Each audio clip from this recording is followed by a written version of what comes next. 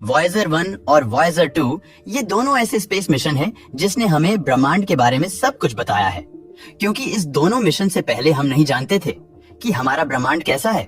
आइए जानते हैं। वॉयेजर 1 और वॉयेजर 2 की कहानी को वॉयेजर 2 को 20 अगस्त 1977 को लॉन्च किया गया था और वहीं वॉयेजर 1 को अगले महीने 5 सितंबर 1977 को लॉन्च किया गया और इनका मिशन था ब्रह्मांड के रहस्यों को उजागर करना। उस वक्त में हम अपने खुद के सोलर सिस्टम के बारे में भी अच्छे से नहीं जानते थे। सैटेलाइट जैसी दिखने वाली ये दोनों मशीनें हमें हजारों चीजें बताने वाली थी। इन्होंने आज इंटरस्टेलर स्पेस में प्रवेश कर लिया है, लेकिन इससे पहले इन्होंने मानव जाति की सोच और खोज को पूरी तरह से बदल दिया।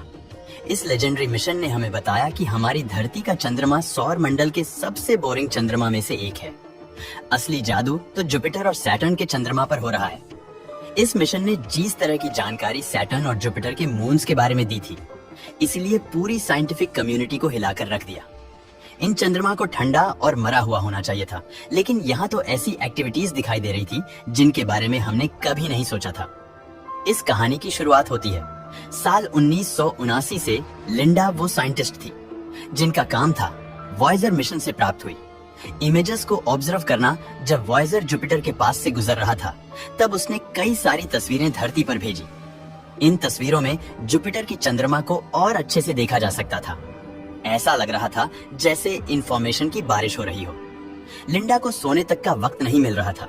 4 मार्च 1979 को लिंडा ने पहली बार जुपिटर के मून आयो के फोटो देखना शुरू किया। सभी वैज्ञानिक इस चंद्रमा की सतह पर एक दिल का शेप देख पा रहे थे, लेकिन किसी को पता नहीं चल रहा था कि ये एग्जैक्टली क्या है। ये इमेजेस इतनी अच्छी क्वालिटी की नहीं थी, लेकिन इसने वैज्ञानिक की जिज्ञासा जरूर बढ़ा दी थी।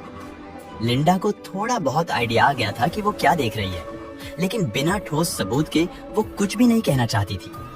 चीजें उस जगह से बदलनी शुरू हुई जब लिंडा ने वॉयेजर 2 द्वारा खींची गई तस्वीरें देखी। एक बार फिर वह आयो की सतह पर अजीब तरह के फीचर्स देख पा रही थी, लेकिन अभी भी यह इमेजेस इतनी क्लियर नहीं थी। फाइनली जब वॉयेजर 2 आयो मून से दूर जाने लगा, तब उसने पीछे से एक बार तस्वीर लेकर धरती पर भेजी। इस फोटो को देखकर लिंडा तुरंत समझ गई कि वह ऐसी पहली इंसान है जिसने जुपिटर के चंद्रमा आयो पर लावा के फाउंटेन देखे हैं। धरती से करीब 350 मिलियन माइल्स दूर आयो पर एक बड़ा सा ज्वालामुखी था और उसके अंदर से उभरता हुआ लावा कई फीट ऊपर आसमान में उछल रहा था।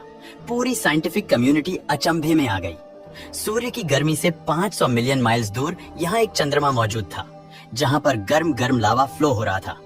इतनी दूर तो इस ग्रह को बस एक बर्फ का गोला होना चाहिए था, लेकिन वॉयेजर मिशन ने बताया कि जुपिटर के भारी ग्रेविटेशनल पुल की वजह से आयो पर मौजूद पत्थर लावा फेंक रहे हैं, और तो और वहाँ पर लावा की पूरी नदी बह रही है। मैं आपको बता दूं कि आयो पर मौजूद कुछ लावा के फाउंटेन तो 400 किलोमीटर ऊपर तक उछल रहे थे। जुपिटर तो बस एक शुरुआत थी। वॉयेजर तो अभी और भी बड़े झटके देने वाला था। कैरोलिन पोर्को ने साल 1993 में वॉयेजर मिशन को ज्वाइन किया।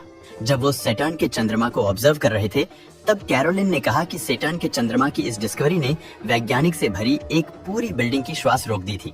जब वॉयेजर ने इंफॉर्मेशन से लैस रेडियो सिग्नल्स को धरती पर भेजा और जब रेडियो साइंस टीम ने सैटर्न के चंद्रमा टाइटन के सरफेस की जानकारी को डिकोड किया, तो उन्हें पता चला कि यहाँ तो लिक्विड नाइट्रोजन होने के सबूत दिखाई दे रहे हैं। कुछ दिनों बाद वैज्ञानिक ने अपनी ही बात को बदल दिया और कहा कि टाइटन के ऊपर लिक्विड नाइट्रोजन नहीं, बल्कि लिक्विड मीथेन बह रही है। वॉयेजर टाइटन के थिक वातावरण को भेद नहीं पा रहा था, इसीलिए हम केवल अंदाजा ही लगा सकते थे कि इसकी सतह पर एक्चुअली में क्या है। फाइनली आगे जाकर कसीनी स्पेसक्राफ्ट ने टाइटन की अच्छे से रेडार मैपिंग की। इसमें हमें पता चला कि टाइटन पर हाइड्रोकार्बन की नदियां फ्लो हो रही हैं। मीथेन और इथेन से भरी हुई नदियां पूरे के पूरे टाइटन पर मौजूद थी।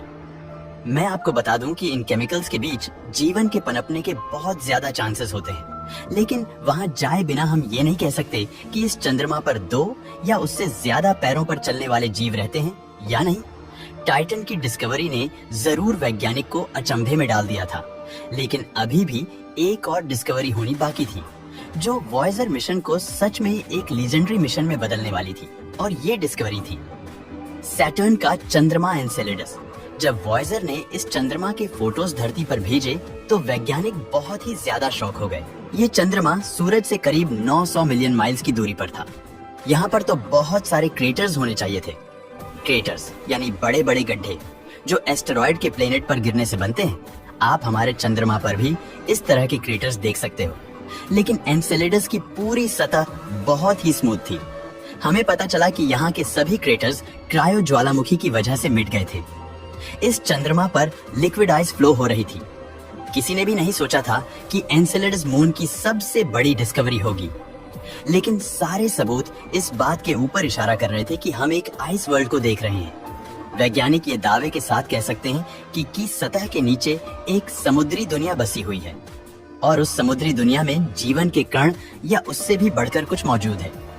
वॉयेजर मिशन ने हमें दिखाया कि शायद जीवन की खोज करने के लिए हमें सौर मंडल के बाहर जाने की जरूरत है ही नहीं, बल्कि यहीं पर हम एक नई धरती की खोज कर सकते हैं और शायद भविष्य में वहां जाकर बस भी सकते हैं। आज वॉयेजर मिशन हमारी धरती से कई बिलियन किलोमीटर दूर है, लेकिन अभी भी ये मिशन अब तक की सबसे बड़ी डिस्कवरी कर सकता है। इन स्पेसक्राफ्ट के अंदर हम इंसानों ने बहुत सारे सबूत छोड़े हैं जो धरती पर जीवन के होने का इशारा करते हैं। हमारी धरती का म्यूजिक लैंग्वेज के फोटो सब एक गोल्डन रिकॉर्ड के अंदर बंद हैं।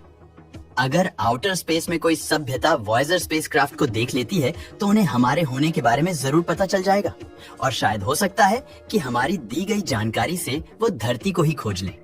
और ऐसा आज से 100 साल बाद भी हो सकता है और 1000 साल बाद भी हो सकता है। क्या सच में वॉयेजर वो सीढ़ी बन पाएगा जो इंसानों और परग्रही जीवों को जोड़ेगा? ये देखने वाली बात होगी, पर सच में वॉयेजर मिशन हम इंसानों के लिए एक लीजेंडरी मिशन था, है और रहेगा। दोस्तों, इस वीडियो में बस इतना ही। अगर आपको ये वीडियो अच्छा लगा हो तो इसे लाइक और शेयर जरूर करें।